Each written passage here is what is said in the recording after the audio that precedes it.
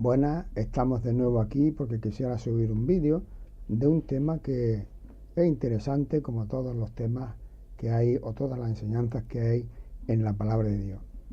Y este tema que quiero exponer en este vídeo, yo le he puesto un nombre y el nombre es ¿La salvación es garantía de la sanidad? Ese es el título del mensaje que quiero transmitir en esta tarde. ¿La salvación es garantía de la sanidad? Hay muchas personas que cuando hablan de la conversión hablan de manera paralela también de la sanidad y mencionan Isaías 53, 4 y 5, que dice: ciertamente Él llevó nuestras enfermedades y sufrió nuestros dolores, y nosotros lo tuvimos por azotado, por herido de Dios y abatido. Mas Él herido fue por nuestras rebeliones, molido por nuestros pecados, y el castigo de nuestra faz fue sobre Él, y por sus llagas fuimos nosotros curados. Y como Isaías dice eso, pues hay algunos que de alguna manera están haciendo mucho énfasis en eso, de que los cristianos prácticamente no debemos o no podemos estar enfermos, porque el Señor ha llevado nuestras enfermedades y nuestra dolencia. Yo voy a presentar este texto de una manera diferente a como los presentan algunos predicadores. El texto dice que Él llevó nuestras enfermedades, 1, sufrió nuestros dolores, 2, y por su llaga fuimos curados, 3. Del texto he sacado lo más relevante de esos versículos que hemos leído. Llevó nuestras enfermedades, nuestros dolores, y por su llaga fuimos nosotros curados. Muchos utilizan estos versículos para demostrar que la Iglesia puede hacer y hace como los apóstoles y Jesús en el primer siglo. Y según estas personas que enseñan esto, una persona salva es una persona que, si está enferma, se sana. Yo podría hablar de un testimonio en una iglesia que estuve, y uno de los que predicaban, él decía claramente que si una persona estaba enferma es porque le falta la fe o vive en pecado. Muchos de estos orando, como garantizan de alguna manera la sanidad, pues muchos de estos orando oran diciendo que decretan, declaran, que confirman: yo declaro, yo ordeno, yo confirmo, y etcétera, etcétera, ¿no? Pero el genuino creyente tiene dos metas: servir y esperar al Señor. Es decir, una vez que una persona ha creído y ha entregado su vida al Señor, sus dos metas son servir y esperar al Señor. Primera de Tesalonicenses capítulo 1, versículos 9 y 10 dice: porque ellos mismos cuentan de vosotros la manera en que nos recibisteis y cómo os convertisteis de los ídolos a Dios, es decir, cómo se convirtieron. Es decir, la palabra convertir ahí es volverse, cómo se volvieron de los ídolos a Dios. ¿Para qué? Para servir. O sea, cuando dice que se volvieron de los ídolos a Dios, hay un para. Y el para siempre es propósito. Por lo tanto, dice: cuentan de la manera como os convertisteis de los ídolos a Dios, y ahora hay un para, es decir, con el propósito de servir al Dios vivo y verdadero y esperar de los cielos a su Hijo. Por lo tanto, cuando escribe el apóstol Pablo a la iglesia de Tesalónica, le está diciendo que ellos se volvieron de los ídolos a Dios con un propósito de servir al Dios vivo y verdadero y esperar de los cielos a su Hijo. Y creo que cada creyente tenemos ese propósito en el momento o el día de nuestra conversión. Y son esos dos propósitos. Una vez que he creído y he entregado mi vida al Señor, yo quiero servirle y quiero esperar a su Hijo que venga para acogerme y llevarme con Él a su presencia. Dice el texto: y esperar de los cielos a su Hijo, al cual resucitó de los muertos, a Jesús, que nos libra de la ira que tiene que venir. Es posible que Dios no nos sane o no nos libre de una enfermedad, pero sí nos va a librar, dice aquí el texto, de la ira que tiene que venir sobre el mundo entero. Es verdad que somos salvos. Una persona que ha creído en el Señor Jesús, es verdad que ya es salvo, pero dice que para alabanza de su gloria. Uno, la persona salva, aparte de que esa persona sirve a Dios y espera a Jesucristo, dice que salva también para alabanza de su gloria. Y somos salvos para ser conforme a la imagen de su Hijo. O sea que fijaros bien, eso está en Efesios capítulo 1, versículos 5 y 6. ¿No? Dice que somos salvos para la alabanza de su gloria, somos salvos para ser conforme a la imagen de su Hijo. Y hay un etcétera de cosas que dice para qué o por qué o para qué somos salvos. Pero no olvidemos que somos salvos para servir y esperar al Señor Jesús. Y si el Señor nos ha salvado, esto no es garantía de sanidad si estamos enfermos. Porque hay personas que están enfermas, que creen en el Señor y no se sanan, pero van a la presencia de Dios cuando parten de aquí. Así que la salvación sí es segura. Creemos en la seguridad de la salvación. Yo creo en la seguridad de la salvación. Porque si la salvación no es segura, ¿qué predicamos nosotros a la gente? ¿Le predicamos de algo que ni siquiera nosotros estamos seguros? ¿Le vamos a decir que hagan como cuando juegan a la lotería? Oye, échalo si te toca. Si eres salvo, hay garantía de salvación. Pero si no, por lo tanto nosotros creemos en la seguridad de la salvación, pero no en la seguridad de la sanidad de la persona. ¿Por qué? Hay una diferencia entre los tiempos de Jesús y los tiempos de los apóstoles, que fue el tiempo que empezó la nueva dispensación, la nueva manera en la que Dios iba a tratar con el hombre. Por lo tanto, en esa dispensación hubieron apóstoles y el propio Señor Jesús. Y los tiempos de la iglesia sin Jesús. Es decir, hubieron unos tiempos de Jesús y los apóstoles cuando empieza la nueva dispensación, y los tiempos de la iglesia sin Jesús y sin los apóstoles.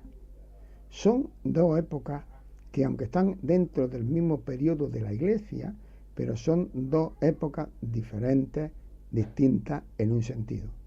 Y eso no lo podemos negar. No tenemos al Señor Jesús presente con nosotros físicamente en el que podamos hablarle. No tenemos los apóstoles que nos puedan aconsejar. Por lo tanto, hay una diferencia entre los tiempos de Jesús y los apóstoles y los tiempos de la iglesia sin Jesús y sus apóstoles. Por lo tanto, hay un tiempo apostólico y un tiempo posapostólico. Cuando estaban los apóstoles, ellos no tenían la Biblia, es decir, el Nuevo Testamento. La iglesia no tenía, el Apocalipsis, Mateo, Juan, Lucas, es decir, no tenían los escritos del Nuevo Testamento, pero estaban los apóstoles.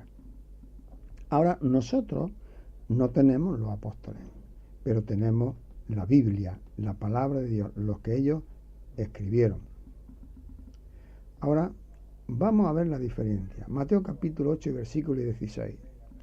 Y cuando llegó la noche le trajeron a él muchos endemoniados, y con la palabra echaba fuera a los demonios y sanaba a todos los enfermos. Fijaros bien lo que dice el texto. ¿Y sanaba a algunos enfermos? No. ¿Sanó a otros enfermos? No. Y sanaba a todos los enfermos. O sea, no había excepción. Todos eran sanos. Por lo tanto, siempre que Jesús sanaba, dice que sanaba ¿a cuántos? A todos. Ahora, Mateo capítulo 4, versículo 23. Y recorrió Jesús toda Galilea enseñando en las sinagogas de ellos y predicando el evangelio del reino y sanando toda enfermedad, toda dolencia en el pueblo. Fijaros bien que no había enfermedad ni dolencia que se le pusiera resistir al Señor Jesús. Sanaba toda enfermedad y toda dolencia. No importaba la que fuese. No importaba cómo estuviese el hombre o la mujer. Él lo sanaba, tenía autoridad para hacerlo. Ahora, ¿con qué palabras empezó Jesús su ministerio? Cuando él empieza su ministerio, en Mateo capítulo 12 y versículo 17, dice: cuando Jesús oyó que Juan estaba preso, volvió a Galilea. Eso es el capítulo 4 y versículo 12. Ahora, en el versículo 17 dice: desde entonces comenzó Jesús a predicar y a decir: arrepentíos, porque el reino de los cielos se ha acercado. Así que, ¿qué empezó a predicar Jesús? El arrepentimiento. Ahora, ¿por qué predica el arrepentimiento el Señor Jesús? ¿Qué hemos leído anteriormente en Mateo 4:23? Predicando el evangelio del reino. O sea, él predicaba el evangelio del reino. Y entonces él dice: arrepentíos, porque el reino de los cielos se ha acercado. Ahora, ¿por qué predicaba el arrepentimiento? Porque para entrar a ese reino es necesario el arrepentimiento. Y podemos traducir: anunciando la buena noticia del reino venidero. El reino que tiene que venir, porque vino el rey, pero el reino no ha venido. El rey vino y se fue. Por eso dice que el reino del cielo se ha acercado. Qué buena noticia, ¿no? Es lo que vemos en Apocalipsis 21 y versículo 4. Enjugará Dios todas las lágrimas de los ojos de ellos, y ya no habrá muerte, ni habrá más llanto, ni clamor, ni dolor, hermano, porque las primeras cosas pasaron. Fijaros bien lo que está diciendo, porque las primeras cosas pasaron. Quiere decir que las primeras cosas son las que nosotros estamos viviendo. Y aquí hay lágrimas, hay muerte, hay llanto, y hay clamor, y hay dolor. Por lo tanto, ese mismo texto, analizándolo, nos damos cuenta en Apocalipsis 21:4, de que en el presente sí hay todo eso. Y el creyente lo vamos a sufrir. Pero en aquel tiempo no habrá muerte, no habrá dolor, no habrá lágrimas, no habrá llanto. Ahora, esto que dice Juan, ¿se iba a cumplir en la primera venida de Cristo? O sea, lo que dice Juan en el capítulo 21:4 de Apocalipsis, ¿es para cumplirse en la primera venida de Cristo? Pues la respuesta es que no. Porque en primer lugar Juan escribió 90 y algo de años del primer siglo, o sea, 90 y pico, más de 40 años o 50 años después de que Jesús se fue al cielo. Por lo tanto, la iglesia llevaba ya muchos años ya en la tierra. Y él está diciendo que no habrá, y habla del futuro. Así que sabemos por la misma palabra de Dios que no. En la primera venida hay un cumplimiento parcial, es decir, en parte de lo que dice Isaías y también en parte de lo que dice Juan, porque las promesas de Juan en Apocalipsis 21:4 no son para el presente, sino para el futuro, porque dice: y ya no habrá futuro, lágrimas, ni dolor, etcétera, etcétera, etcétera. Y no está hablando del presente, está hablando del futuro. No habrá. No que no hay muerte, no que no hay lágrimas, no que no hay dolor. La promesa es: no habrá. Ahora, si decimos lo contrario, nos engañamos a nosotros mismos y además pisoteamos la realidad y la evidencia que estamos viviendo hoy.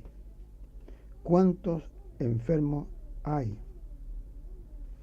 ¿Cuántos enfermos hay? Y no me estoy refiriendo a gente del mundo, sino a creyentes.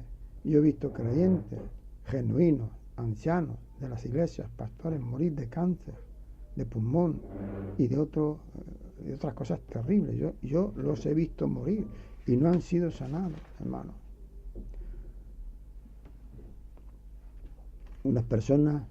Hay una persona en mi familia, mi nietecita, que nació ya enferma y no se sana. Otro familiar mío, ciego y enfermo desde que nació de los riñones y no sanó y se convirtió al Señor y no podía ni bautizarse, simplemente le mojaron la cabeza como símbolo de bautismo porque no podía tampoco sumergirlo.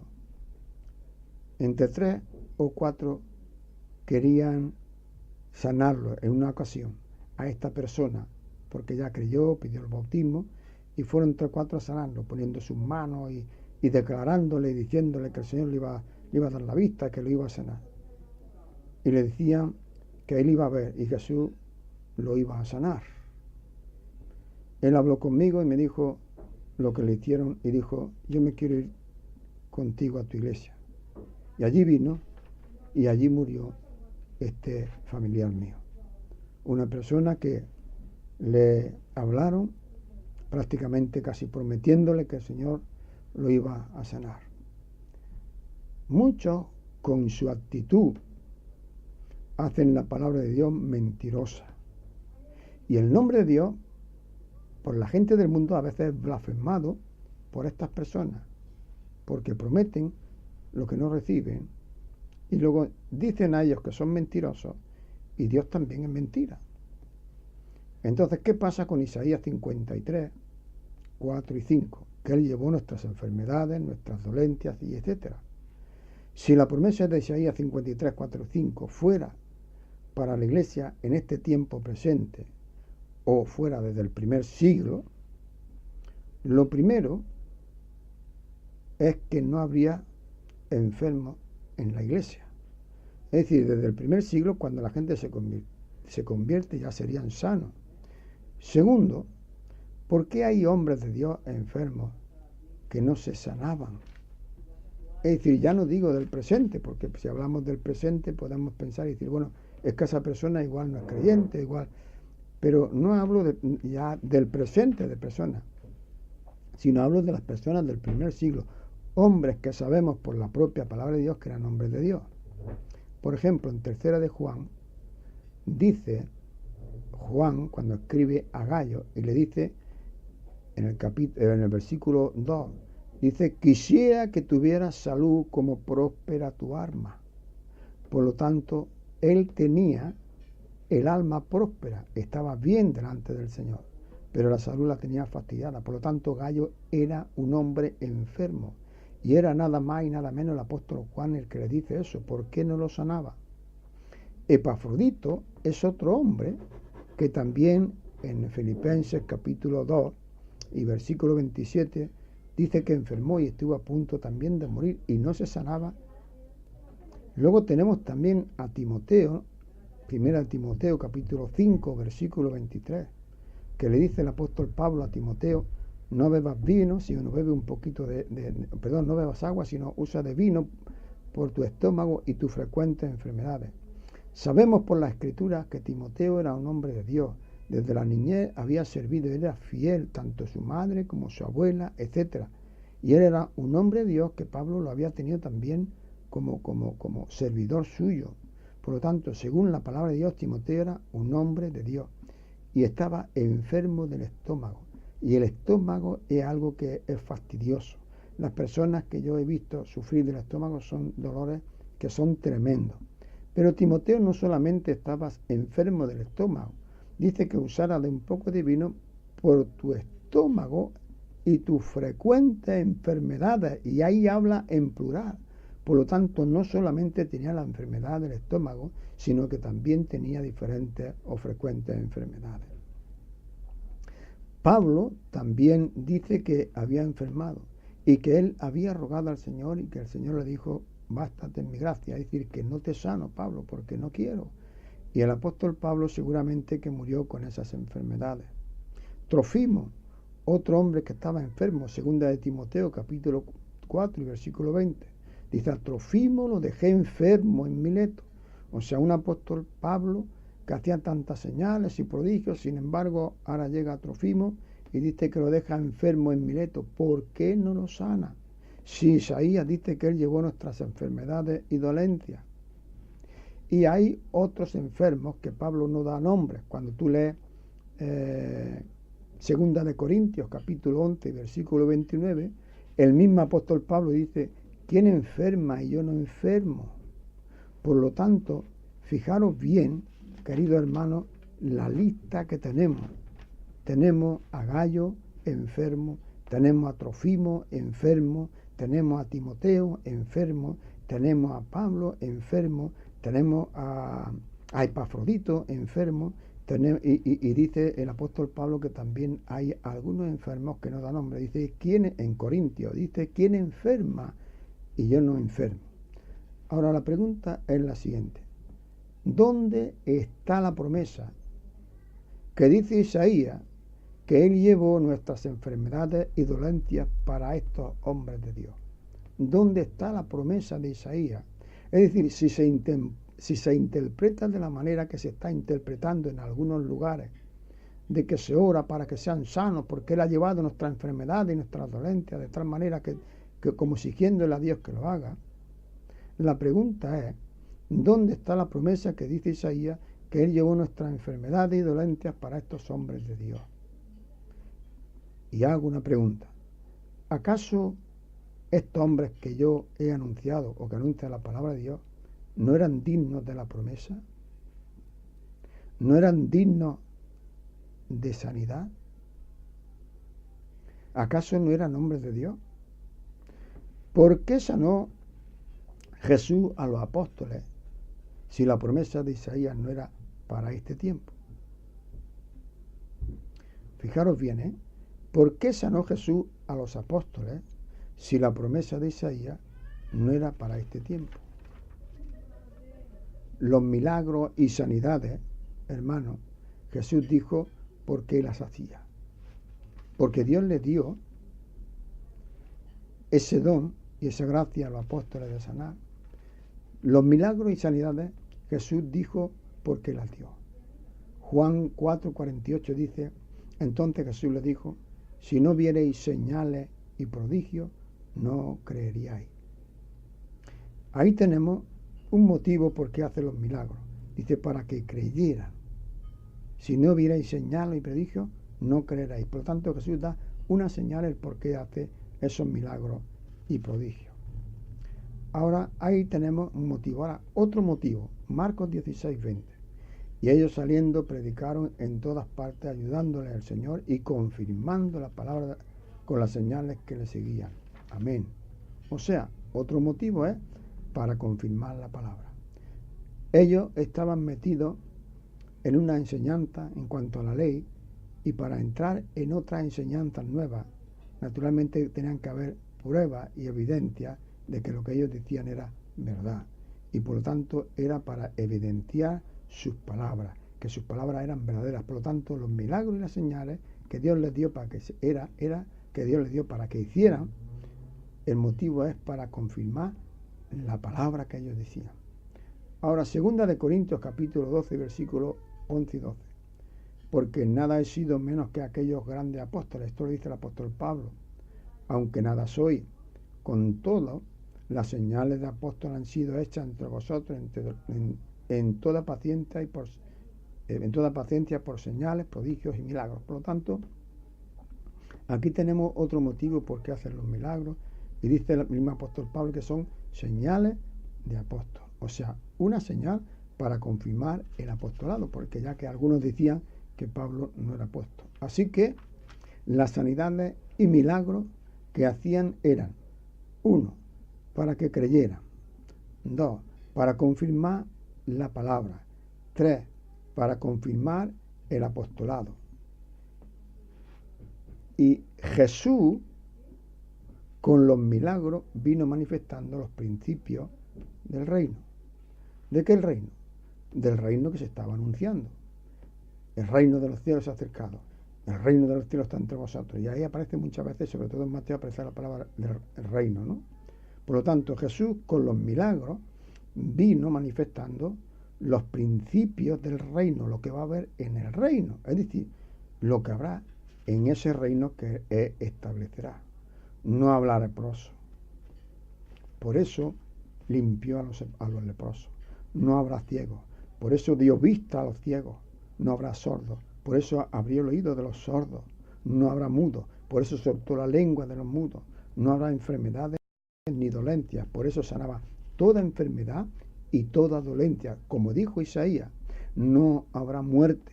Por eso resucitaba a los muertos.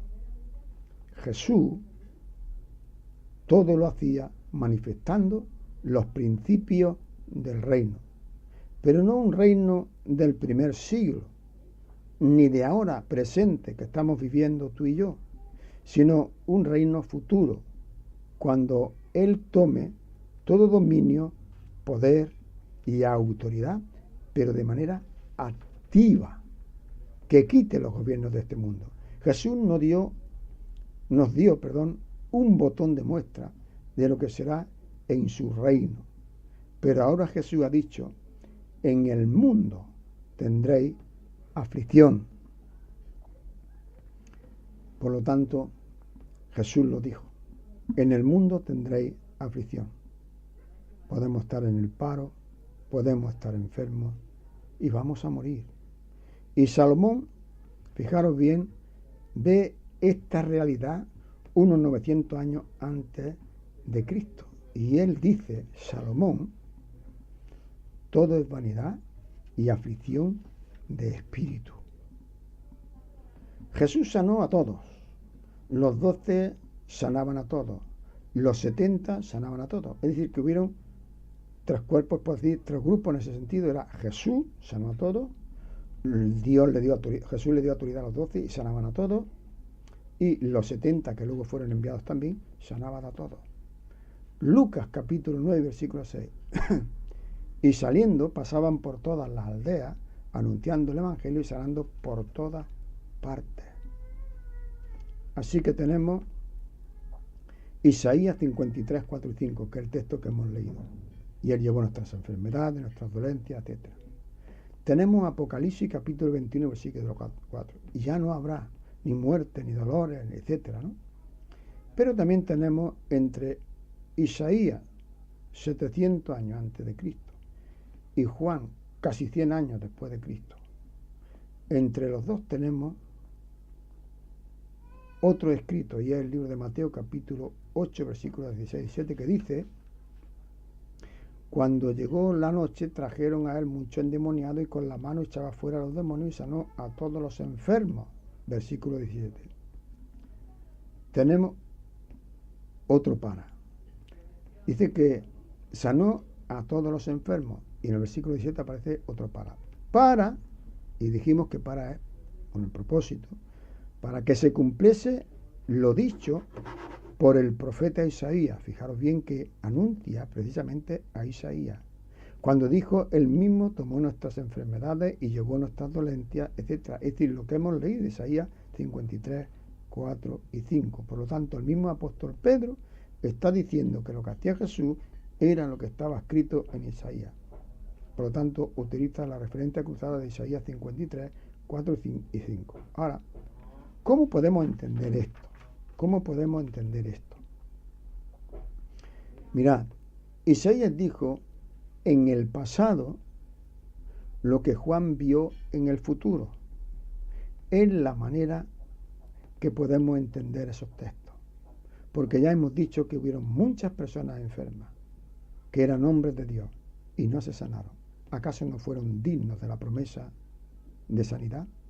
Por lo tanto, ¿cómo podemos entender Isaías 750 años antes de Cristo, Juan casi 100 años después de Cristo, y Mateo en medio de esos dos evangelios?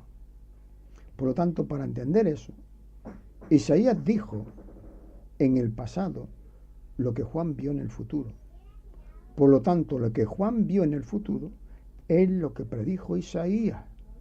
Y Jesús, con sus sanidades, estaba manifestando los principios del reino futuro que dijo Juan, donde no va a haber muerte, ni dolor, ni llanto, ni enfermedades, que es lo que vio Juan. Y predijo Isaías. No olvidemos, Isaías dijo en el pasado lo que Juan vio en el futuro.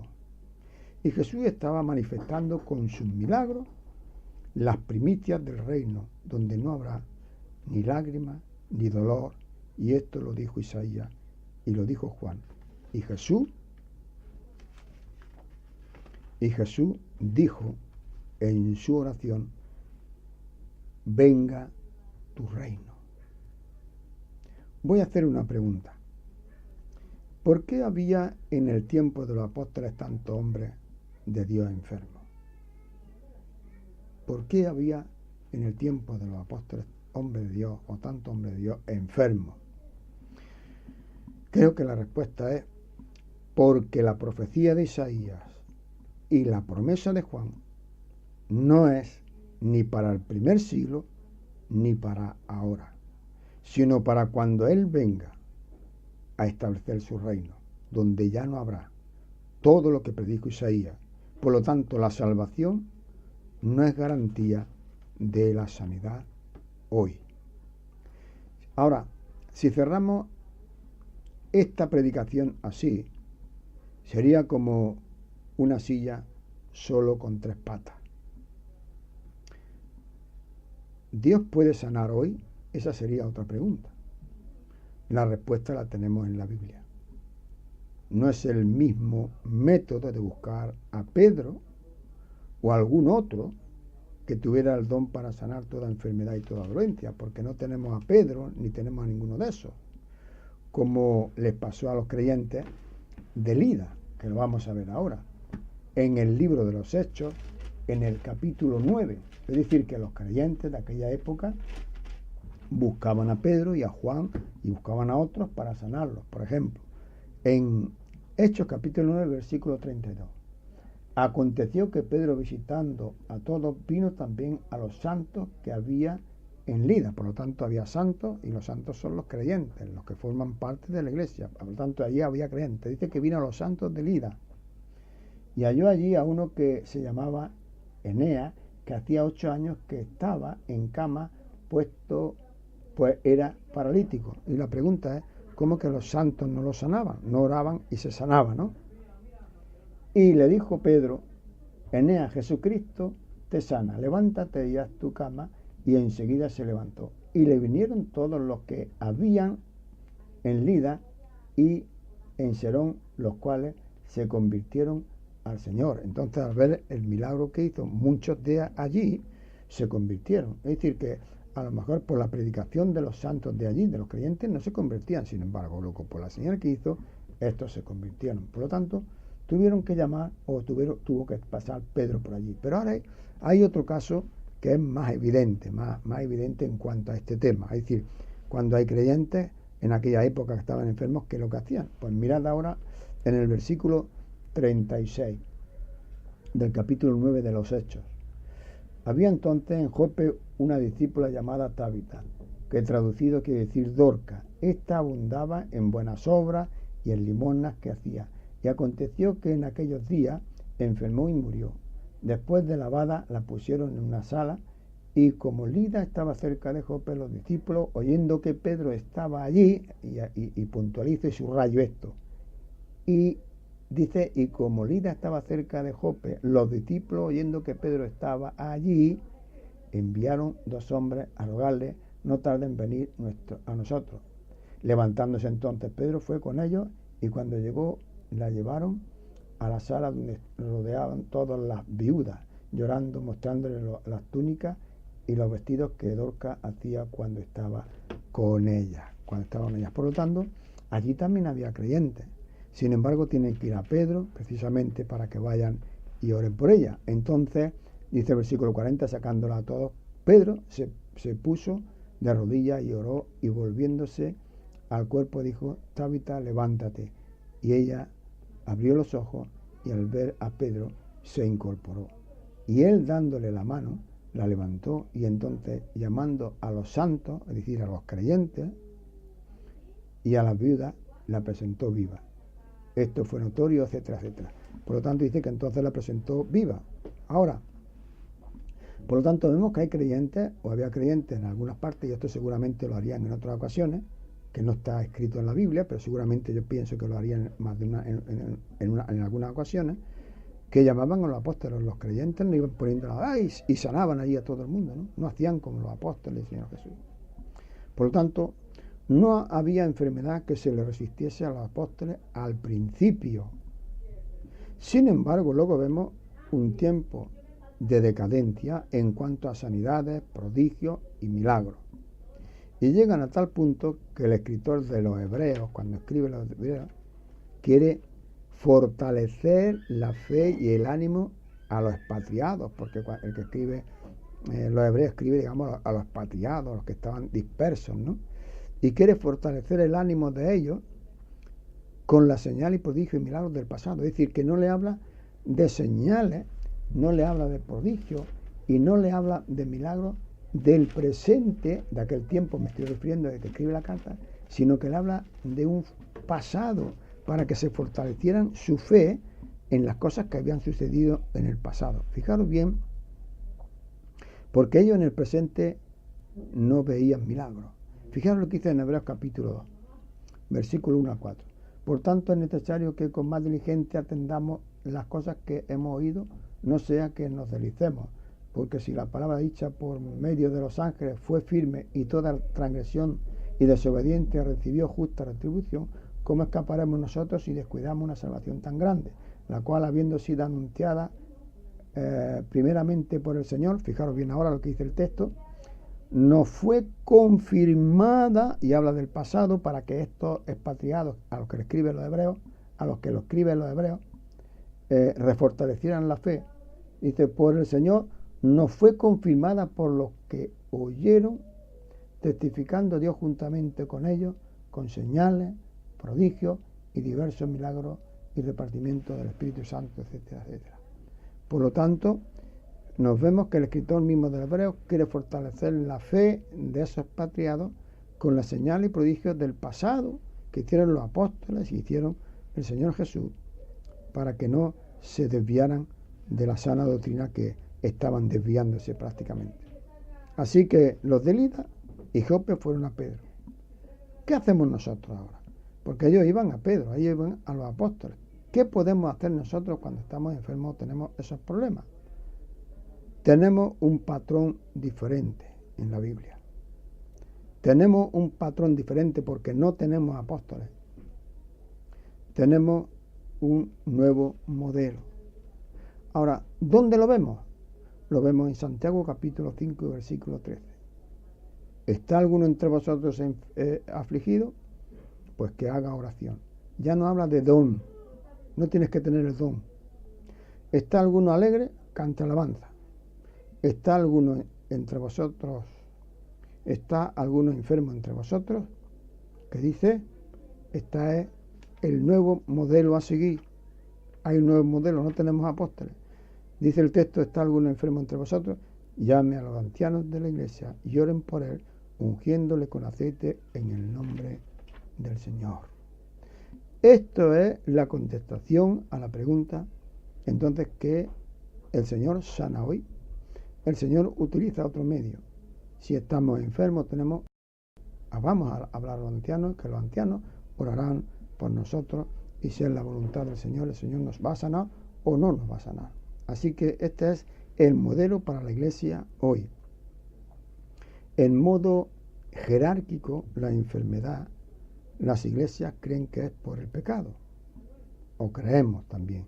En modo jerárquico, las enfermedades, la iglesia creen y creemos, y yo me incluyo, que es por causa del pecado, naturalmente. Ahora, hay enfermedades que son por pecados personales. Son enfermedades por pecados personales. Y esto lo veremos en el siguiente vídeo. No lo quiero hacer muy largo para que no os canséis. Esto lo veremos en el siguiente vídeo. Así que no olvidemos que es el modelo para la iglesia hoy.